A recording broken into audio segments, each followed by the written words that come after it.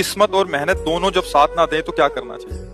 भगवान का भरोसा ले लो। अच्छा, किस्मत किसे कहते हैं पहले तो समझना चाहिए। किस्मत किसे कहते हैं? जो हमने पूर्व में कर्म किए हैं शुभ अशुभ, उन्हीं का परिणाम किस्मत बनता है आगे। और कर्म जो हम नवीन कर रहे हैं, नहीं तो नवीन कर्म जो हमारा होता है वो पूर्व प्रारब्ध से प्रभावित होता है। जैसे आपने व्यापार किया, आपको सफलता नहीं मिली, पूरा सच्चा प्रयास किया, लेकिन पूर्व का जो कर्म है वो आपको बाधा पहुंचा रहा है। जो पाप है वो आप, अगर आपका व्यापार सफल हो गया तो आप सुख भोगोगे ना, वो नहीं सुखी होने देगा। कौन?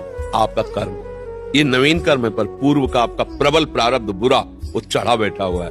अब एक कर्म ऐसा नवीन हो जो प्रारब्ध को रौंद दे, वो है राधा राधा राधा। और इसे कोई पकड़ नहीं रहा, समझो, इसे कोई पकड़ नहीं रहा। आप भगवान नाम जप करे, भगवान का आराधन करे, ये उसको नष्ट कर देगा।